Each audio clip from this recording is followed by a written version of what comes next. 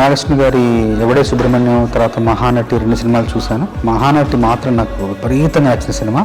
నాయి గారు కాల్ చేసి రమ్మన్నారు, వెళ్ళిన తర్వాత సందర్భం చెప్పడానికి ముందు నాకు కథా గమనాన్ని కాసేపు మాట్లాడి చెప్పిన తర్వాత వివరంగా చూపించారు, కొన్ని దృశ్యాలు చూపించారు.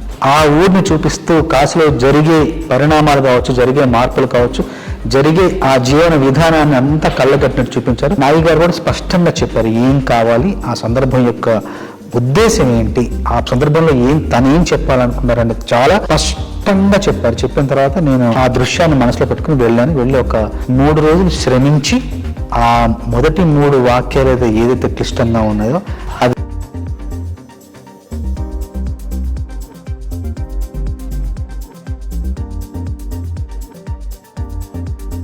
చేశాను. నేను వెళ్ళి కలిసి పాట వినిపించాను.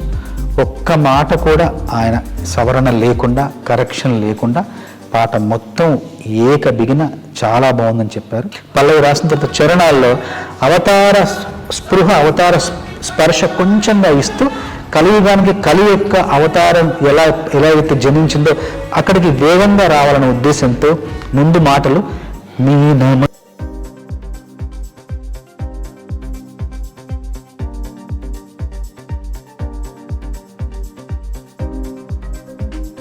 ఎన్నో అద్భుతాలు సృష్టించి మనం పుట్టినప్పటి నుండి చూడలేని, నా జీవితంలో నేను పుట్టినప్పటి నుండి నేను సినిమాల్లో చూడలేని ఎన్నో అద్భుతాలు, ఎన్నో విచిత్రాలు ఈ సినిమాలో చూసే అవకాశం ఈ సినిమా ద్వారా నాకు లభించింది. నాకింత గొప్ప అవకాశాన్ని ఇచ్చిన నాగి గారికి, స్వప్న గారికి, దత్ గారికి మనస్ఫూర్తిగా ధన్యవాదాలు తెలియజేస్తాను.